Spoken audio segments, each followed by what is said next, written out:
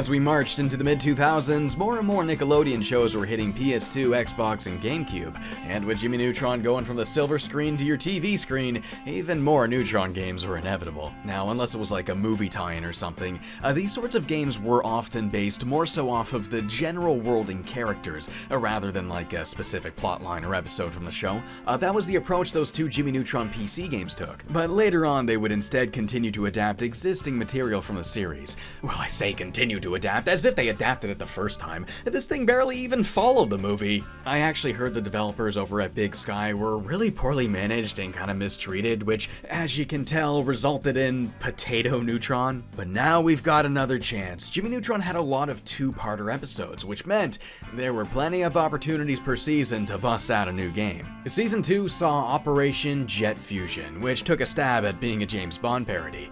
It was 2003, and we just hit the end of the Brosnan era. It was that period of breathing room before Daniel Craig took the role. So at this point, a whole new generation of Bond-obsessed kids existed.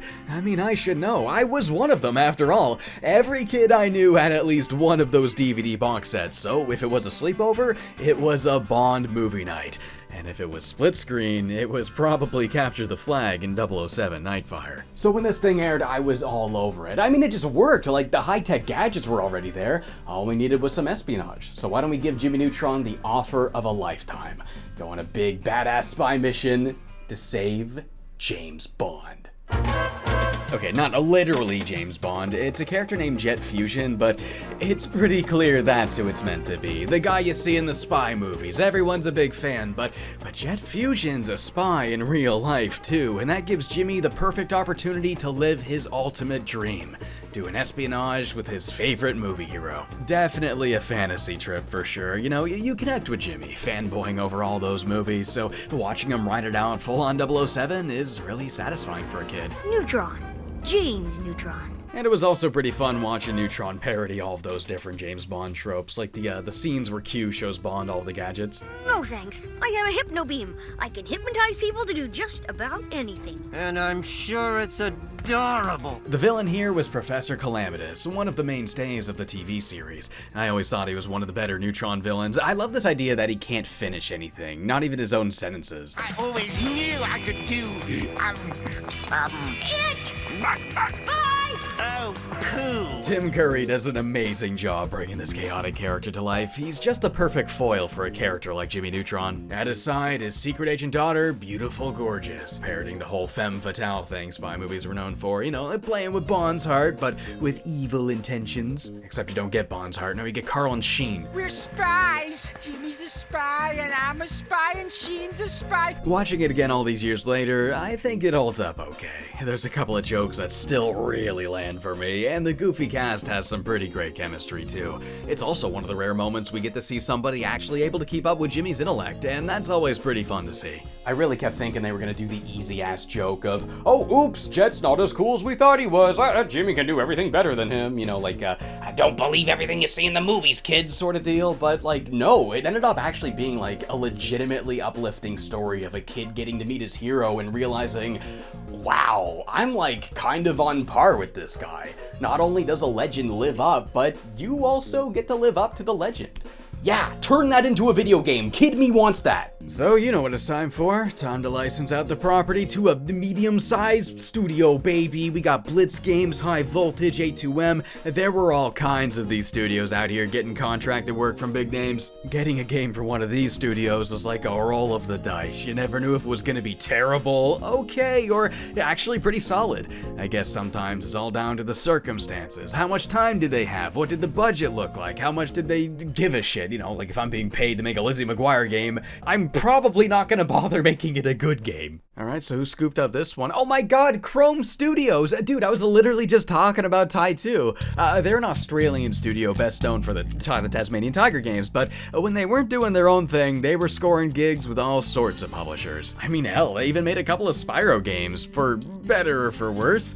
Someday we'll talk about these. Jimmy Neutron Jet Fusion was a game they made in between Tai the Tasmanian Tiger and Tai 2. They just proved to the world that they are in fact able to make a competent platformer, so why not tackle a Jimmy Neutron game? I've never played this thing before, but I always really wanted to as a kid because back then I really enjoyed Attack of the Twonkies, and they have really similar box art, so I kind of assumed that they were similar games. Well, I guess I'm gonna finally see what this thing is. I don't know a single thing about it other than the fact Chrome made it. Why is the logo so scary?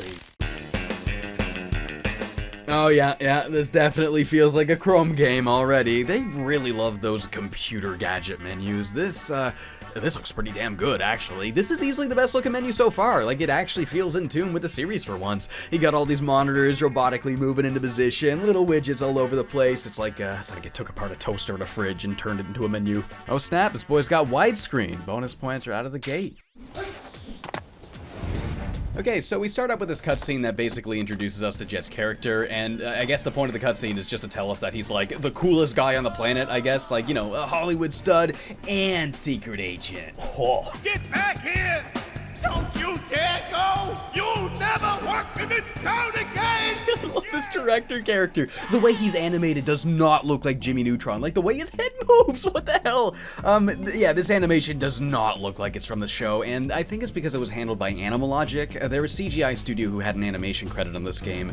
It's almost uncanny, actually. Like, it's the same models from the show, but the way they move is totally different than you're used to seeing. Oh yeah, I guess you could really say the same for the in-engine cutscenes too. These models aren't bad. In fact, they're actually pretty good this time, but yeah, the animation definitely does not live up to the show. It's not terrible in some scenes, but a lot of times it can range from subpar to straight up hilarious. I guess this is at least light years ahead of the animation in the movie game, but that's not saying anything. Neutron! Change me back! Okay, so we open up on Show and Tell, a frequent staple of the series, and as usual, Jimmy's latest invention is getting him into trouble. Thank you for that, Jimmy. I love how Sheen just boots her out of the room. Like, why did he do that? Wait, why is the classroom empty? Like, why is nobody here? The only people in the room are Miss Fowl, Sheen, Cindy, and Jimmy. Like, not even Carl's here. Oh, where the hell is Carl? Miss Fowl then tells Jimmy that Coach Levy wants to see him. Coach Levy? I don't think that's a character from the show. I don't remember him at least, but it sure does feel like one. Man, they really nailed the Jimmy Neutron character style. I don't really want to punish you. Why don't you just have a run around here for a bit? Oh, what a swell guy. Okay, so now we get to run around the gymnasium as sort of a way to introduce us to like the moveset and controls and stuff. All right, Jimmy, what do you got for me this time? Can't jump very high, but yeah, these controls actually aren't that bad. Like, platforming feels pretty good. I never really have any issues getting Jimmy up to where I need him. Oh, I really like these springboards a lot. You'll find a ton of stuff that you can bounce off of like this throughout the game, and you get this really satisfying front flip animation when the jump connects. To shimmy, move the left analog stick. What is with these games and not being able to figure out what Goddard sounds like? To do this, press the jump button. He'll explain to you all of the tutorials and stuff, and I swear sometimes he just never shuts up, but you can at least skip him when he pops up, and it never stops the game, so it's not as annoying as it could be, thankfully. Oh, you know what though? Goddard's model looks really good in this game. For PS2, I think they nailed it. Alright, so after you're done screwing around in the gym and figuring out the controls, Jimmy figures it's time to get everything he needs for his book report. Everything I need should be in the classrooms of the school. And that is the goal in every level, finding 5 random objects that Jimmy needs to create an invention with. The first one's just for like a school project, but the other stages will have Jimmy creating whatever he needs to advance. Oh, that's Butch over there. Yeah, okay, I guess if they're gonna make a Jimmy Neutron character an enemy, Butch is the one that does make sense. This ball's got your name on it, Neutron. That is not what Butch sounds like. This ball's got your name on it, Neutron. Oh my god, it legitimately sounds like whoever was programming this part just needed an audio line, so they just grabbed the nearest mic and just go, "This ball's got your name on it, Neutron." Yeah, good enough, stick it in. Like, really? The Stitch voice? The easiest voice any human can do? You couldn't even pick the voice that kind of sounded like a bully? You couldn't have been like, I don't know, "This ball's got your name on it, Neutron." You couldn't have even tried something like that? Really? Say hello to my little friend. Why did you make him sound like that? Say hello to my little friend. Oh, Butch isn't an enemy. Butch is the enemies. Why are there so many of them? Okay, my guess is they were probably given a list of characters to work with when they made the games, so maybe they saw in the design document or whatever, I don't know how game development works, that this was like a bully character, but maybe they didn't consider that he's like a character, like with a name character? I don't know. Either way, prepare to spend the entire first level fighting an entire army of just Butch. Oh wait, no, there's also cool bullies. It's just Butch with black hair and sunglasses. Okay, this is too much. No, I mean, like, this is really too much. Like, they are killing me. I need a weapon. Luckily, that is something we can also invent. So on top of the main invention, the one that clears the stage, some levels will also have a new gadget you can invent as well. Collect all 3 pieces, and it's time for a brain blast. Oh my god, Jimmy, what happened to your brain? It looks like a pile of poop now. Did you start smoking crack or something? Come on, Jimmy, you don't want that kind of brain blast. Okay, now we can take out those bullies, but not the cool bullies. Their sunglasses reflects the laser. Once you find everything you need, Jimmy can make his new invention and show it to class. With this invention, gone are the days of waiting for movie adaptations of books. Gone are the days of reading. Gone is your invention, Neutron. And as you could guess, Jimmy's invention goes haywire. It turns the entirety of Retroville into a movie adaptation of Jet Fusion. The whole world has gone topsy-turvy. Jimmy's eyebrows just do whatever they want in this game, I swear. Trapped in this new version of Retroville, Jimmy then gets a call from Jet Fusion, who tells Jimmy he's got to rescue him and stop Professor Calamitous. So, I guess the game just doesn't follow the plot of the special, like at all. That's really weird. I mean, like, this does seem like a situation Jimmy would end up in, but it's so strange seeing them completely ditch the existing plot. I mean, the game's called Jet Fusion, but it doesn't even have the Jet Fusion story. Maybe they did that so they could have, like, more freedom when it came to designing levels or something, or maybe they didn't even tell them the plot, who can say? The second level has us exploring a ninja-fied version of Retroville. Level design reminds me a little bit of Tai 2, actually, the way they're like semi-linear with a lot of areas that open up into platforming challenges. And the platforming, well, yeah, it's totally competent. I mean, it's pretty straightforward and basic, but yeah, it plays perfectly fine. And those bounce pads add a little bit of spice every now and then. Doing those front flips just never gets old. The collision can be a tad clunky at times, though. You can also expect a lot of basic puzzle solving here, too, mostly in the form of like moving blocks around. You gotta line something up sometimes. It's nothing too exciting. They're okay, I guess. Use the magnetic turner. I know, I am! The mirrors. The combat's pretty freaking simple here. It's really just a matter of hitting the enemy with the correct attack. Like, these guys gotta be hit with the magnetic turner, these guys gotta be hit with the ray gun, so on and so on. Some of the gadgets are definitely more exciting than others. They all do have 2 firing modes, though, but most of them aren't that different. The magnetic turner, for example, it just shoots 2 slightly different projectiles. The only difference is that they affect different enemies and break different things. It's really just click on the thing with the right thing. I did have a lot of fun with the Gustbuster fan though, since you're like actually doing something different with it, instead of it just being a different animation. One button will give you a nice breeze and the other gives you a burst of air. It's really fun knocking guys off the edge with it. Why does Jimmy look like frickin' Riddick here? We've also got the bubblegum gun, the bubble gun? This one's used for clogging machinery and oh no, this game's gonna have a monkey ball part, isn't it? The last one's surprisingly, like, sick. You make a hologram out of Jimmy, and you can use that to, like, distract lasers and stuff so you can get by. The secondary fire just makes you control it manually. Yeah, now this feels like some espionage kind of stuff. This is really cool. Alright, I've definitely got mixed feelings about these inventions here. I think it's awesome that they're a thing for once. Collecting items in a stage feels really rewarding when you know you're gonna get a brand new toy to play with in exchange. It is such a staple of the series that translates too well into video game form. But it's actually using the gadgets that's hit or miss for me. I don't really like how most of it just boils down to a game of match the pictures. You're gonna be mashing those shoulder buttons to cycle through your inventory non-freaking stop in this game, because every switch you see, pick the right gadget. Every enemy you see, pick the right gadget. Every box you see, pick the right gadget. Now don't get me wrong, I am all for using new moves to interact with the stage in different ways, and when the game actually makes you do that, like with the holograms, it can be a lot of fun, but most of this just isn't different enough from each other. You're still just going up to a switch and hitting a button. You're still just going up to an enemy and hitting a button. You're still just going up to a box and hitting a button. Well, I guess there are some moves that stand out, like Goddard. Yeah, you can make him play dead in this game. How did no game do this until now? Like, it freaking writes itself. You control him for a few seconds and he blows up. It's simple, effective, and fun as hell. This thing is great for taking out some of those more annoying enemies from a safer distance. Like these things here, you can take them out with the weird, like, shot, but if you have some battery to spare, it's good to whip out Goddard every now and then instead. Battery, right, I forgot about that. This is one of the two moves that run on battery, the other one being a shield that makes you invulnerable to damage for a short time. Since these two moves are like kinda super OP, they greatly limit your use of them.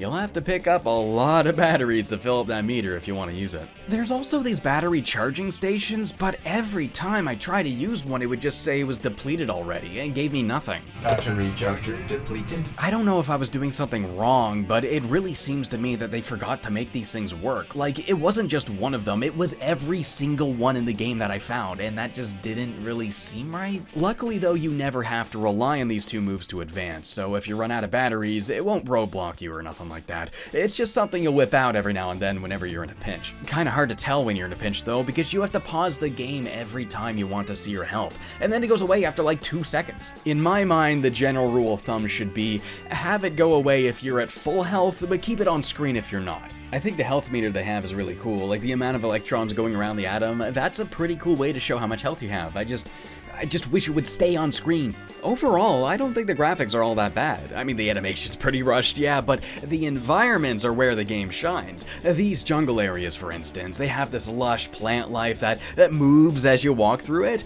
It's pretty easy to tell these environments came from the same team that brought us Tide 2's Incredible World. But the music is like the weirdest shit, though. It was done by the same guy that did Ty's soundtrack, and you can really tell. Every song in this game sounds like it's from Ty the Tasmanian Tiger.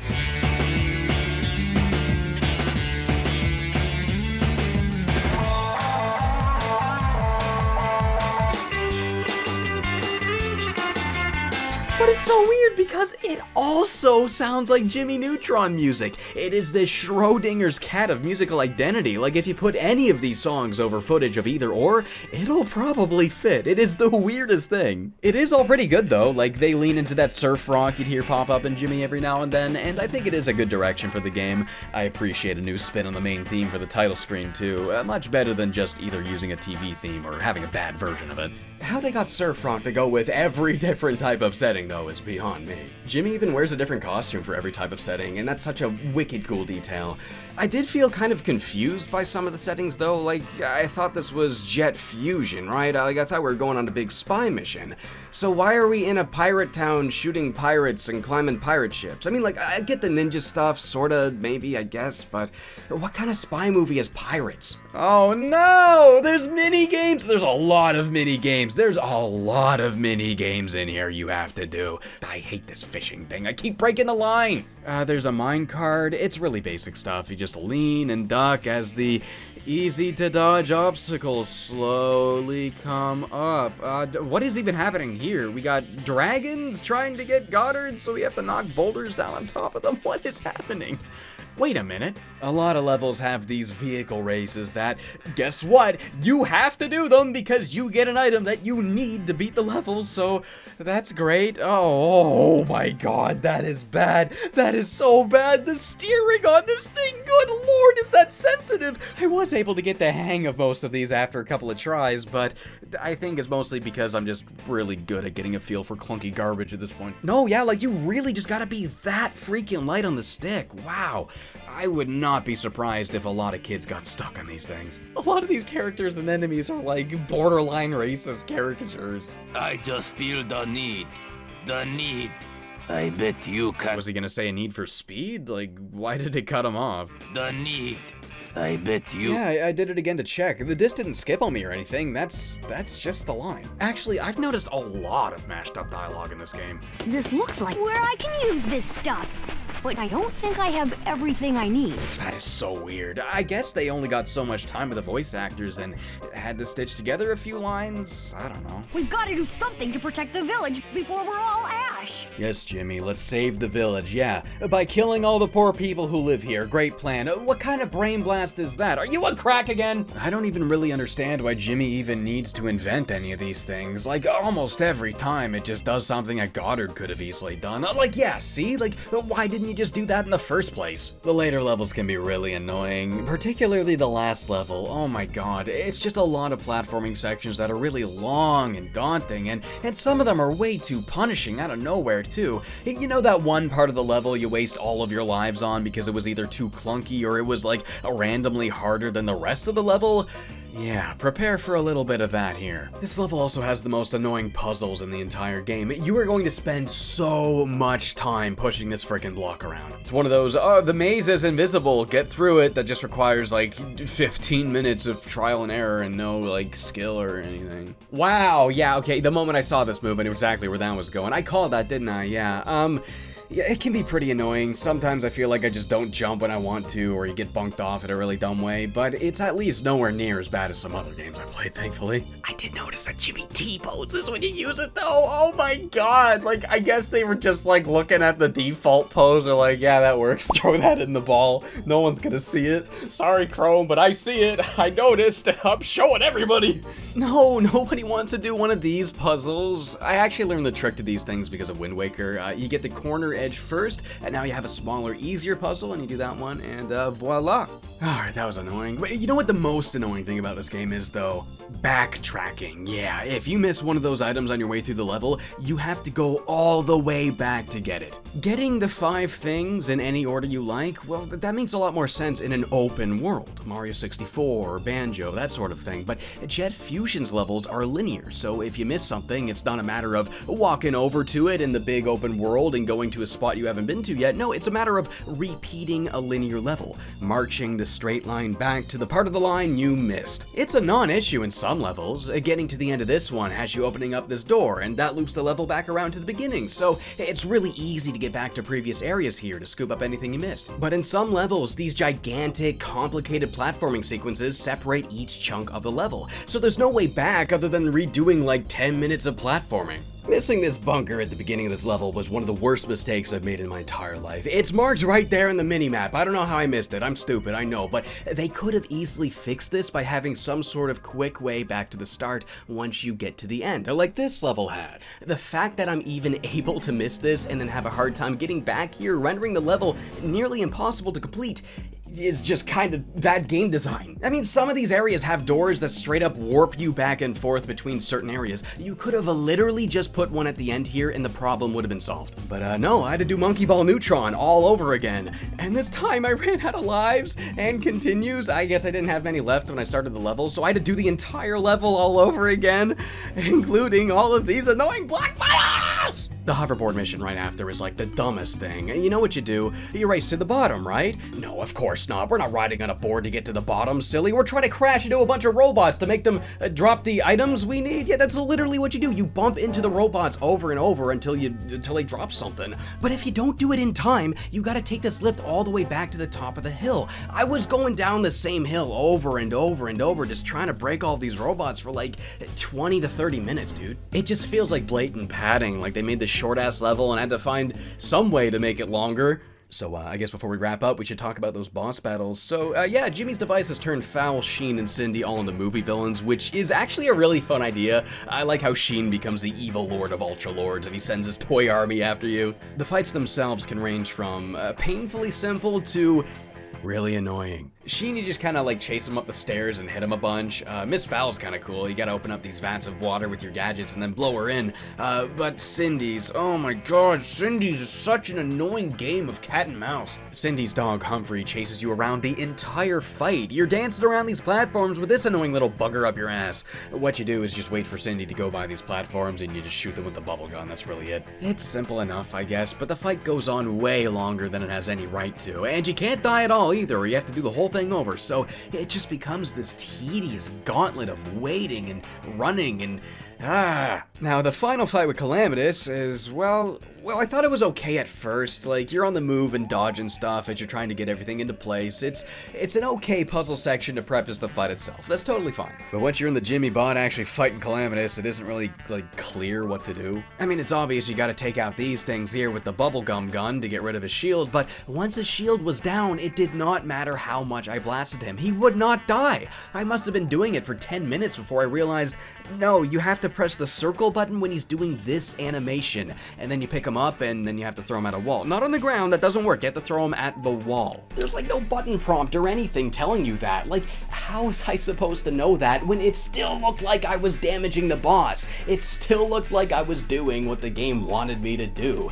If I'm no longer damaging the boss, you have to communicate that. You have to play a different animation. Like, they should have had the bubblegum bounce off of him with a different sound effect or something, so I would have thought, oh, that's not working anymore. Let's try something different. But they don't do that, so you know what happens? You sit there thinking you're doing the right thing for like 10 minutes before you start thinking, oh my god, how much health does this thing have? And that goes on for 5 more minutes before you start thinking, oh my god, am I doing something wrong? And then you look up a long play to confirm it, and that is just not how a boss fight should unfold.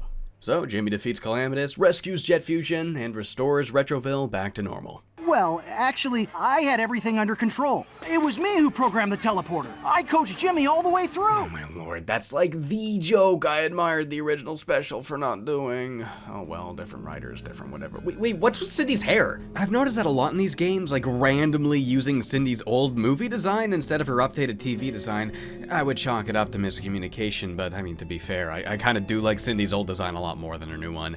Actually, I wonder now, let me know if you agree. So, yeah, that was okay, I guess. I don't know. I think there's a good Jimmy Neutron game in here somewhere. Like, the controls are good, the platforming is mostly perfectly fine, some of the gadgets are really fun to use, but I don't know, just like the combat and the puzzles, they're so painfully uninventive and repetitive, and the game just makes you do so much annoying crap too, from the unskippable mini games to all those vehicle segments to all those clunky areas. It's just, I don't know, this game is just so periodically irritating that it's kind of hard to come out of it saying you had fun. Now, this is not a rabbit hole I plan on going down now or anytime soon, but I think it is worth mentioning, there was a 3D Groove Jet Fusion game that you could play in your browser back in the day, and I'm just gonna let the footage speak for itself. Jet Fusion also had a Game Boy Advance version, but we'll get to that another day. Probably the most disappointing thing about this game is that it barely even feels like a James Bond parody. It's Jet Fusion, come on, like I feel like you have every right to expect at least some sort of spy agent stuff in there, but they barely even dip their toes in it. I guess Jimmy wears a suit in the final level, and again, one of these gadgets does feel like something Bond would use, but the concept that made the special so fun is definitely not the focus here. Well, I guess it was kind of interesting seeing all the similarities and differences between the show and the game. Calamitous is still the villain, you still gotta rescue Jet, but some of these characters did not make the cut. Like, Beautiful Gorgeous is nowhere to be seen at all, and Carl, he never even makes a single appearance. Weird, right? Like, how can you not have Carl? He's like the most popular character on the show. Oh, I did unlock some concept art for him though. He's wearing some sort of weird costume, so they probably did have plans to put him in, like making him another boss and everything, but I imagine it probably got scrapped due to time constraints. Okay, one more tidbit just to prove that I'm the hardcore Neutron fan here. In the special, Calamitous actually can finish his sentences. He makes mention of overcoming that. You're completing your sentences. Yes, I took a self-help class. But in the game, he still doesn't finish them, just like the first episode he appeared in. You have come to stop. Again, probably just miscommunication. I'm sure they were given a biography for the characters, and that's just what it said to make them talk like. There's a lot of little things like that were kind of fun to pick up on. You can tell this game is made by people who didn't really know as much about Jimmy Neutron as Jimmy Neutron fans did. I can only imagine what this thing could have turned out like if maybe they had more time to work on it, and people aboard that were more familiar with the Jimmy Neutron series. Probably had kids playing this thing and then yelling at the TV about how much they got wrong. Yeah, not too upset anymore that I missed out on this thing as a kid. It's just, it is so apparent to me that a lot of the game was really rushed to meet a deadline. Wouldn't really recommend it, no. I wouldn't say it's like so bad to avoid it entirely. Like, if you're curious and you just want to see what the game's like, that's a totally harmless venture, but even still, it is a far cry from the game Jimmy Neutron fans want and deserve. That game is hopefully going to be Jimmy Neutron Attack of the Twonkies. This is the one that I most prominently grew up with, and it is the one I remember kicking ass. Very excited to see if this game still kicks ass or not. Like, I really want this thing to hold up, but we'll see. But before we get to that, we're going to be talking about a different brainy platformer, so I hope you guys will look forward to more platformers on the way, and more Jimmy Neutron down the road.